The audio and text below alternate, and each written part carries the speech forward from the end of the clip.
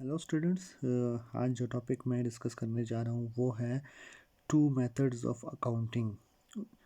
जिस बेसिस पे अकाउंटिंग होती है या two basis of accounting. Number one है cash basis of accounting, number two accrual basis of accounting. ये वो दो मेथड्स हैं जिसके थ्रू रेवेन्यूज़ और एक्सपेंसेस को रिपोर्ट किया जाता है फाइनेंशियल स्टेटमेंट में। सबसे पहले डिस्कस करते हैं cash basis of accounting. Cash basis of accounting को अगर आसान अल्फाज में एक्सप्लेन किया जाए, इसमें यह है कि जब भी कैश आपको रिसीव होगी तब रेवेन्यू रिकॉर्ड की जाएगी, और जब भी कोई एक्सपेंस के लिए फिज़िकली पेमेंट की जाएगी, कैश पे करेंगे, तब वो एक्सपेंस रिकॉर्ड किया जाएगा। तो इसका नुकसान ये है कि जो रेवेन्यूज़ और एक्सपेंसेस को मैच नहीं किया जाता। फॉर एग्ज़ाम्पल, वो रेवेन्यू जो आपने अर्न किए हैं उसके अगेंस्ट जो एक्सपेंसेस आपने किए हैं वो उससे मैच नहीं होते हैं।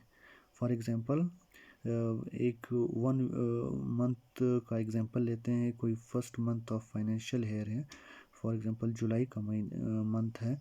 जुलाई के मंथ में जो भी इलेक्ट्रिसिटी का बिल है वो जुलाई के बजाय वो अगस्त में पे करते हैं, लेकिन वो जो इलेक्ट्रिसिटी यूज़ हुई है वो जुलाई में यूज़ हुई है। तो जुलाई में जो रेवेन्यू अपने अर्न किए उसके अगेंस्ट जो एक्सपेंसेस है वो अगस्त में उसकी पेमेंट हो रही है। तो रेवेन्यू के अगेंस्ट जो एक्सपेंसेस हुए हैं वो उसके साथ मैच नहीं हो रहे उसी महीने में।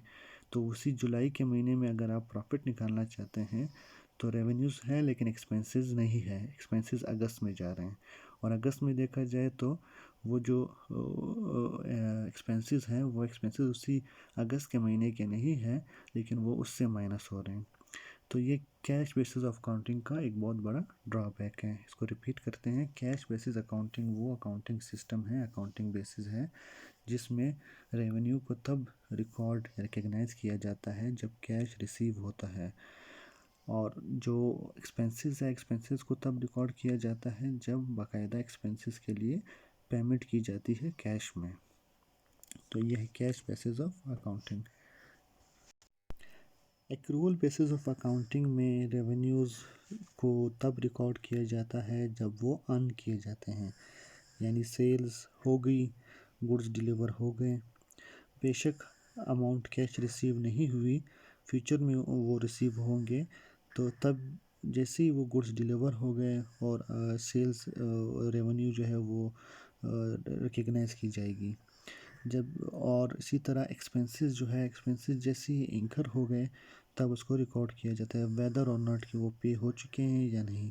फॉर एग्ज़ाम्पल, यूटिलिटी बिल है वो पर्टिकुलर मंथ का, तो वो इलेक्ट्रिसिटी यूज़ हो गई है, उसका बिल फॉर एग्ज़ाम्पल आ गया है, पेमेंट बेशक हुई है या नहीं हुई उसको उसी मंथ के एक्सपेंडिचर में रिकॉर्ड किया जाएगा। रेवेन्यू का भी इसी तरह सेल्स हो गई तो सेल्स होने के साथ साथ वो रेवेन्यू रिकॉर्ड हो जाती है irrespective of whether the cash is received और नॉट।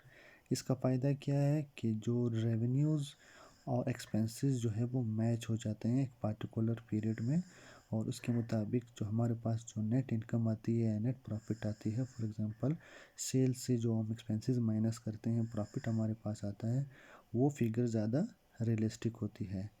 इसको, ये जो कॉन्सेप्ट है इसको मैचिंग कॉन्सेप्ट भी कहा जाता है। मैं रिपीट करता हूँ कि इसको मैचिंग कॉन्सेप्ट भी कहा जाता है, क्योंकि इसमें रेवेन्यूज़ और एक्सपेंसेस को आपस में मैच किया जाता है एक पार्टिकुलर पीरियड के लिए। और इसका ये है कि at the end of the period इसकी कुछ एडजस्टिंग एंट्रीज होती है और उसके बाद ही वो अकाउंट्स फाइनल किए जाते हैं।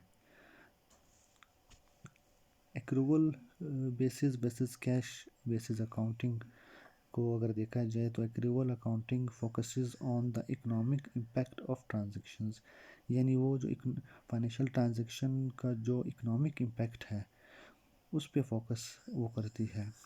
कैश अकाउंटिंग जो है वो फोकस करती है कि कैश रिसीव हो चुका है या नहीं हुआ, यानी कैश अकाउंटिंग सिर्फ कैश के रिसीट और पेमेंट पे फोकस करता है, और उसके अलावा एक्रूवल बेसिस अकाउंटिंग जो है वो एक ट्रांजैक्शन के इकोनॉमिक इम्पैक्ट पे फोकस करती है।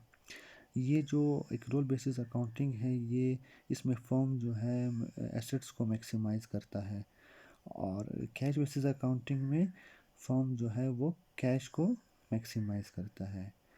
तो स्टूडेंट्स, ये था हमारा आज का वीडियो। प्लीज़ इसको लाइक करें और चैनल को सब्सक्राइब करें। Thank you.